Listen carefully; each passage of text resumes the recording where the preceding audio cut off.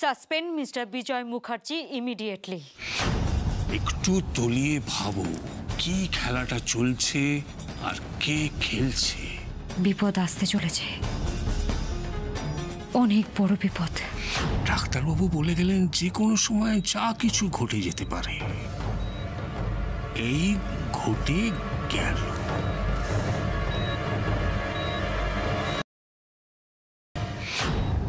টেরও পেলে না, এদিকে দুম করে মরে গেলে। এভাবে তো তোমার শাস্তি হবে না মন্দিরা। তুমি মরবে তোড়পে তোড়পে, ছটফট করে, কষ্ট পেয়ে। দিব্যি ছিলে এক মাথা সিঁদুর নিয়ে, শাঁখা পলা পড়ে সতীসাধ্যী হয়ে, আমার পা ধোয়া জল খেয়ে ওই দুর্গার কথায় নিয়েছে। তোমার কি হালটা হলো একবার দেখো।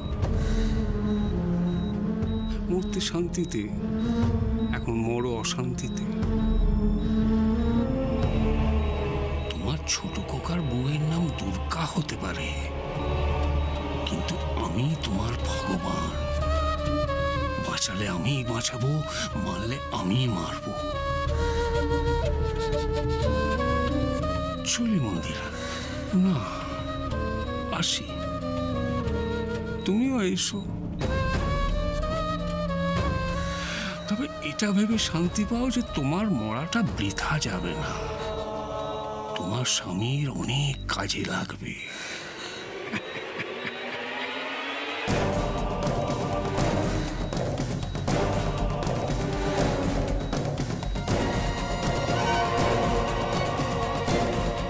অনেকবার বেড়েছো দুর্গা, এবার তোমার কোমরটাই ভেঙে দেব।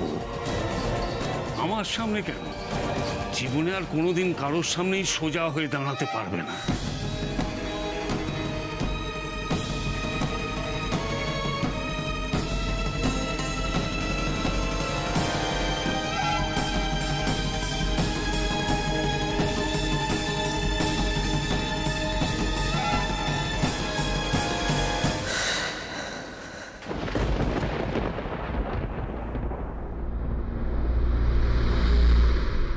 দুর্গা, আমরা ভাবি একরকম আর হয় আর একরকম। এই কথাটা কতটা যে সত্যি সেটা বুঝতে পারছি। সব প্রমাণ, সব সাক্ষী আমাদের হাতের মুঠোয় এসেও কিরম যেন। আর সেটা একবার নয়, বারবার। কিন্তু এবারের ক্ষতিটা খুব মারাত্মক হয়ে গেল, তাই না? হ্যাঁ অনি, একটা অপূরণীয় ক্ষতি। এই সহদেব মণ্ডলের খুন হয়ে যাওয়াটা কেসটাকে অন্ধকারের দিকে ঠেলে দিল। ওই একটা লোকের বয়ানে অনেক কিছু সামনে আসতে পারতো, কিন্তু। আচ্ছা দুর্গা, পুলিশ কাস্টাডিতে 3 জন সাক্ষী খুন হয়ে যাওয়ার পর আমরা খুব হেল্পলেস হয়ে পড়েছিলাম, কিন্তু ভেবে দেখো তারপর আবার আমরা একটা সাক্ষী খুঁজে পেয়েছিলাম। তুমি কি বলতে চাইছো সাক্ষী আবার জোগাড় হয়ে যাবে? আশা করতে ক্ষতি কি? কিন্তু অনি, আশা করে বসে থাকলে চলবে না। যত দিন যাবে সাক্ষী ছাড়া এই কেসের মেরিটটাই নষ্ট হয়ে যাবে। আর মিস্টার মুখার্জি বেশি দিন বাইরে থাকা মানে। তুমি কেন এত চিন্তা করছো দুর্গা? সোহিনীরা তো চেষ্টা করছে, দেখা যাক না। আর সহদেব মণ্ডলকে যে খুন করেছে তাকে ধরতে পারলেও তো। তবে ধরতে পারলেও খুব একটা কিছু হবে বলে আমার মনে হয় না, কারণ কাজটা সুপারি কিলার দিয়ে করানো হয়েছে। টাকা নিয়েছে, খুন করেছে। সে হয়তো জানেই না কারা আছে এসবের পেছনে। আমি শুধু এই ব্যাপারটা নিয়ে ভাবছি না অনেক। আর কি নিয়ে চিন্তা করছো? কাকা বাবুকে নিয়ে। সাসপেন্ড করেছো বলে? আগের বার সাসপেনশনের পর উনি মুখ বুঝে ভালো কাজ করে গেছেন। আর দেখো, ওনার প্রমোশনের কথাটা আমি সেদিনই বলি, ওনাকে দায়িত্ব দিই সহদেব মণ্ডলকে কোর্টে নিয়ে যাওয়ার জন্য। আর তারপরেই এই ঘটনা। কিন্তু এটা ছাড়া তো তোমার কাছে আর কোনো উপায় ছিল না। হোপফুলি মেচকা বুঝতে পারবে। ভুলও বুঝতে পারে অনেক, কারণ এই বাড়িতে তো ভুল বোঝানোর লোকের অভাব নেই। উনি অদ্ভুত রকমের চুপ করে গেছেন, এই ঘটনার পর একটাও কথা বলেননি। আমার মনে হচ্ছিল আমাকে প্রশ্ন করবে, আমি কি ভাবছি সেটা জানতে চাইবে। দেখো দুর্গা, দুটো জিনিস হতে পারে। এক, মেচকা শকড, খারাপ লাগা থেকে মেচকা চুপ করে গেছে। অ্যান্ড সেকেন্ড, মেচকা বুঝতে পেরেছে এটা একটা প্রশাসনিক সিদ্ধান্ত। মেচকার কাস্টাডিতে থেকে একজন উইটনেস খুন হয়ে গেছে। তোমার এটা করা ছাড়া আর কোনো উপায় ছিল না। সোহিনী আমার সিদ্ধান্তটাতে একমত ছিল না অনেক। ও বারবার বারণ করেছিল, কিন্তু আমি শুনিনি। আচ্ছা দুর্গা, তোমার কি মনে হচ্ছে, মানে মেচকাকে ভরসা করে তুমি ভুল করেছো? না, আমার সেরকম কিছু মনে হচ্ছে না। শুধু এটা মনে হচ্ছে আমার উপর দিয়ে ওনার ভরসাটা না চলে যায়। দুর্গা, মেচকা যথেষ্ট ম্যাচিওর, নিশ্চয়ই বুঝবে। তুমি এই সাসপেনশনের ডিসিশনটা না নিলে তোমার নিরপেক্ষতা নিয়ে একটা প্রশ্ন উঠে যেত। অনেক যদি বোঝে তাহলে তো ভালো, আর না বুঝলে ঝামেলা পোহাতে হবে। তোমায় কি মেজমা কিছু বলেছে? উনি তো গায়ের জ্বালা মেটানোর জন্য কিছু না কিছু বলবেনই। আর তোমার বাবা, তুমি কি ভেবেছো উনি এই সুযোগটা ছেড়ে দেবেন? সে তো বুঝলাম, কিন্তু আমাকে একটা কথা বলো, তোমার কি মনে হয় সত্যি মেচকা কোনো ভুল করেছে? মানে সহদেব মণ্ডল কে, তার কি গুরুত্ব সেটা তো মেচকা খুব ভালো করেই জানে। তারপরেও কি মেচকা এরকম কোনো গাফিলতি করবে? এই ব্যাপারটাই এক মিনিট। সোহিনী তখন আমাকে বলেছিল যে মাঝ রাস্তায় ওনার একটা ফোন আসে, আর স্বাভাবিকভাবে উনি কথা বলতে বলতে অন্যমনস্ক হয়ে যান, আর তখনই ঘটনাটা ঘটে। তার মানে কি এটা একটা ষড়যন্ত্র? কার ফোন এসেছিল তখন?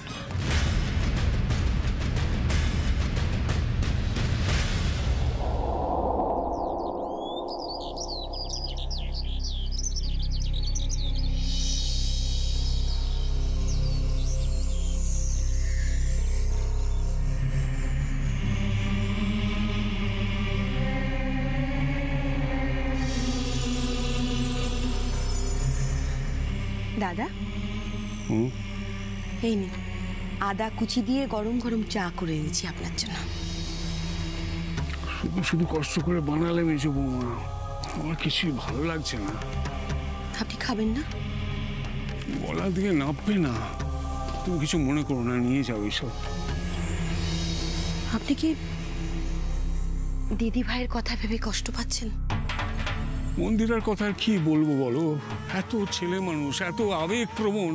যেমনই হোক, আমি কিন্তু জানি যে মানুষটা সব সময় আপনার পাশে পাশে থেকেছে, আর আপনিও তো দিদি ভাইকে ছাড়া। এটাই তো সমস্যা, বেশি ভালোবাসতো বলেই তো সমস্যা। হটকারিতা করে কোর্টে গিয়ে সাক্ষী দিয়ে তারপর নিজে কিছু বোমাও আগুনে পড়েনি, পুড়েছে নিজের অপরাধ বোধের চালায়। কিন্তু আমি একটা কথা কিছুতেই বুঝতে পারছি না দাদা, যে আপনার মতো একজন দেবতুল্য স্বামী থাকতে দিদি ভাই আত্মহত্যার কথা ভাবলো কেন? ক্ষমা চাইলে কি সে আপনার কাছে ক্ষমা পেত না? দেখো, আমি কিন্তু কোনো অভিমান পুষে রাখিনি ওর উপর। আমি জানি ও কি করেছে, কেন করেছে। কি জানো মেজো বৌমা, এসবই হচ্ছে আমার পাপের ফল। মন্দিরা সতীলক্ষ্মী স্ত্রী, ও নিজের কষ্ট, তার সঙ্গে আমার জ্বালাটাও ফিল করেছে। ও বুঝতে পেরেছে যে স্বামী নরকের আগুনে জ্বলছে, আর তার জন্য ও অনেকটাই দায়ী। না দাদা, এর জন্য আর কেউ দায়ী নয়, এর জন্য দুর্গা দায়ী। হ্যাঁ, আপনি কোনোদিন রাজনীতিকে বাড়ির মধ্যে টেনে আনেননি, কিন্তু দুর্গা সেটাই করেছে। দুর্গা স্ত্রীর বিরুদ্ধে স্বামীকে, বাড়ির ছেলে মেয়েদের বাবার বিরুদ্ধে উস্কেছে, এমনকি বাড়ির সমস্ত মানুষকেও নিজের স্বার্থে ব্যবহার করেছে। এটা আমাকে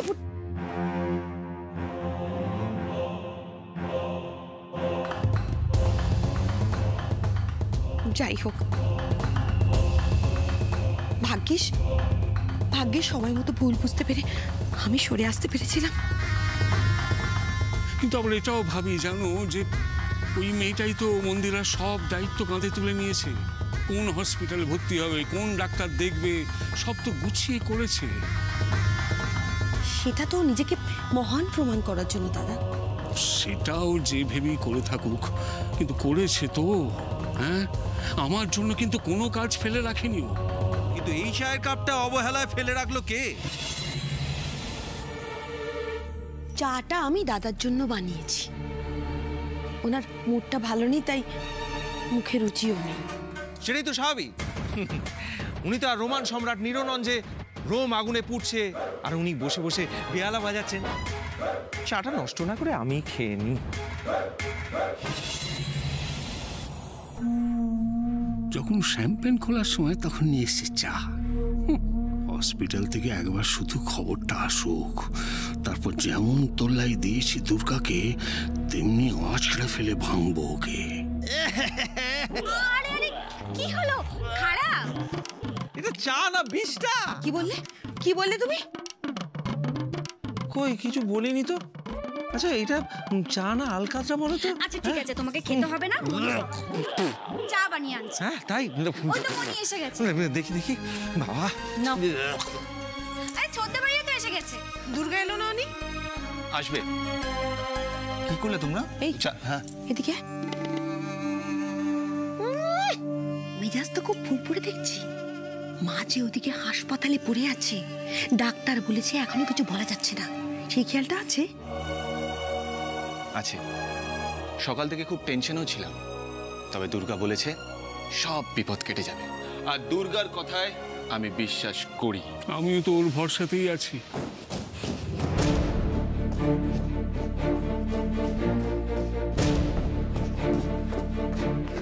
কোথাও বেরোচ্ছ নাকি? হ্যাঁ, হসপিটাল থেকেই মাত্র ফোন এলো, আমাকে একবার যেতে হবে। দুর্গা কেন? কিসের জন্য? আমিও জানি না উনি, ওরা সেভাবে কিছু খুলে বলো না। আমি এখন আসি। হ্যাঁ, সেরকম কোনো পরিস্থিতি দেখলে আমি তোমাদের ফোন করব। আসি। এই দুর্গা, দুর্গা হসপিটালে ফোন, মানে সব ঠিক আছে তো? আমার মন্দিরা। আপনি চিন্তা করবেন না মিস্টার মুখার্জি, আসি। মা গো, রক্ষা করো মা, রক্ষা করো। একদম প্ল্যান মাফিক কাজ হচ্ছে। দুর্গা ছুটে গেছে, এবার আমার এন্ট্রি নেওয়ার পালা। তুমি আরো একবার টের পাবে দুর্গা, এসব খেলায় তুমি এখনো আমার কাছে শিশু।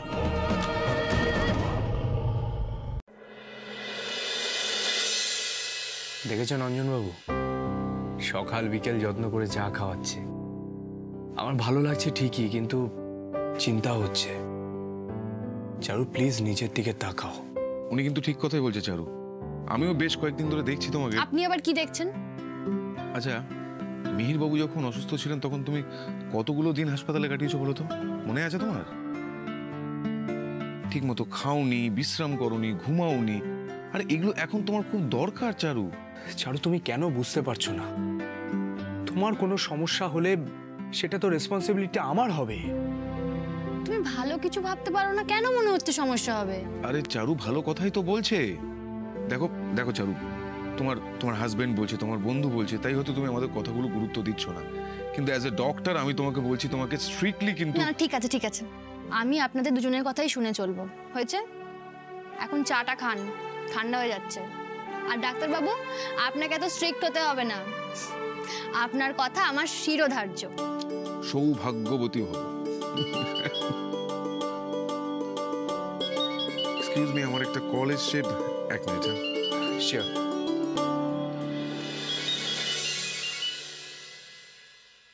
হ্যাঁ বলো। হোয়াট?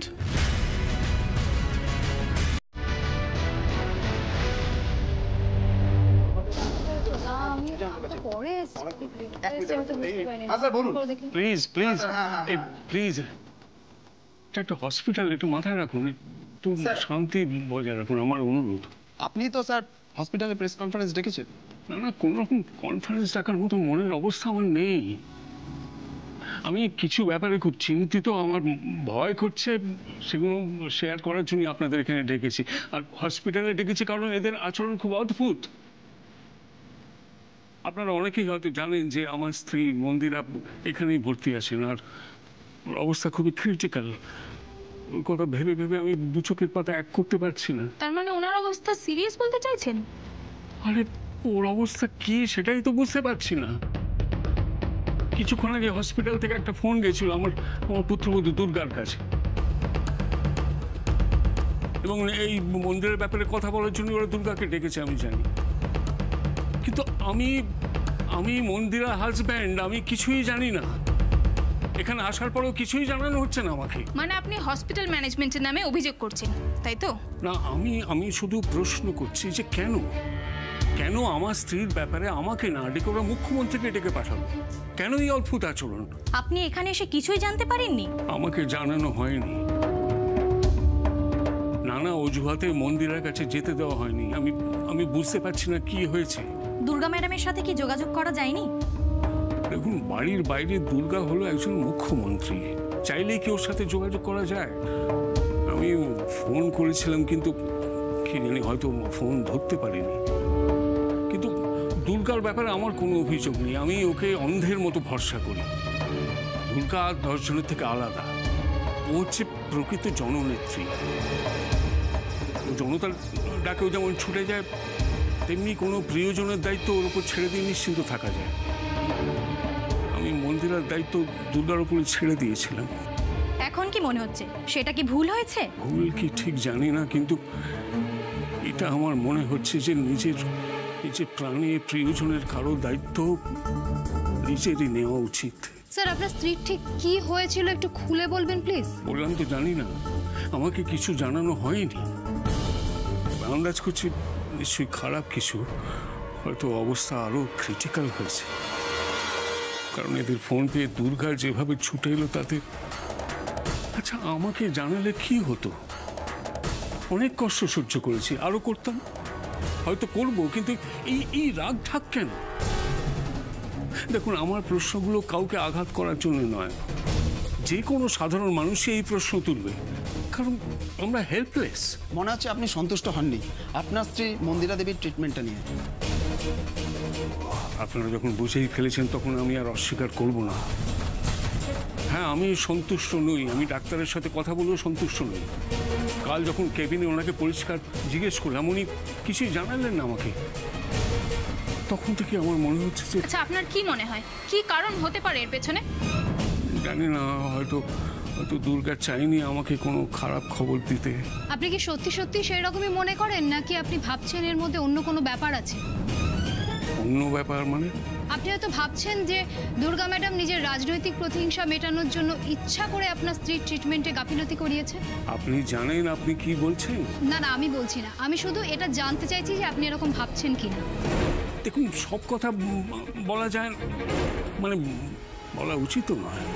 তার মানে আপনি এই কথাটাকে একেবারেই উড়িয়ে দিচ্ছেন না?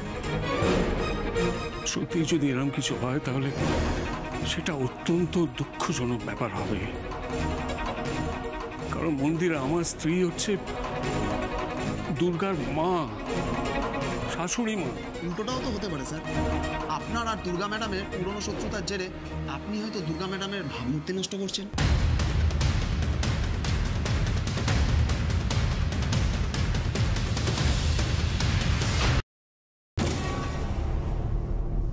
আমি কিছু করার জায়গাতে আছি বলে মনে হয় আপনাদের?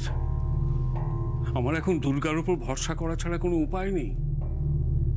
এখন শুধু একটা জিনিসই জানার, যে মন্দিরা কেমন আছে, ও বেঁচে আছে তো নাকি। আমি শুধু মা কালীর কাছে প্রার্থনা করে যাচ্ছি যে আমার জীবনের বিনিময়েও ও যেন ফিরে আসে। আর যদি না আসে তাহলে বুঝবো এর পেছনেও কোনো চক্রান্ত থাকতে পারে। না, আমি নিয়তি বলেই ধরে নেব। কারণ দুর্গা সবার প্রিয় মানুষ, ভালোবেসে ওকে মুখ্যমন্ত্রী করেছে। তাই ওর বিরুদ্ধে কিছু ভাবার ধৃষ্টতা আমার নেই। তবে হ্যাঁ, মন্দিরা সত্যি যদি কিছু হয়ে যায় তাহলে এই বয়সে ওই ধাক্কাটা আমি নিতে পারবো না। কিছু হয়ে যেতে পারে আপনি এরকমটা মনে করছেন কেন? ডক্টররা তো কেউ আপনাকে সেরকম কিছুই বলেননি। হ্যাঁ, বলেছে যে কোনো সময় যা কিছু ঘটে যেতে পারে। তবে ওনার কথায় নয়, স্বামী হিসেবে স্ত্রীর অবস্থা বোঝার জন্য আমার কোনো ডাক্তার লাগে না। কিন্তু আমার মন বড় কু গাইছে। আপনার মন তো কু ডাকবে মিস্টার মুখার্জি।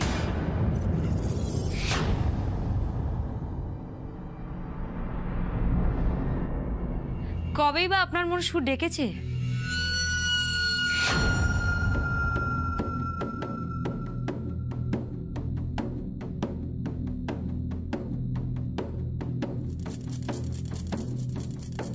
দুর্গা, তুমি, আমি তোমাকে কতবার আপনার মন সু ডাকুক বাকু, যখন মন ডেকেছে আমরা কিন্তু উপস্থিত।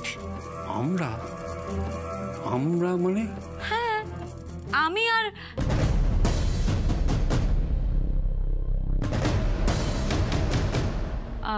এক মিনিট, অঞ্জন দা নিয়ে এসো।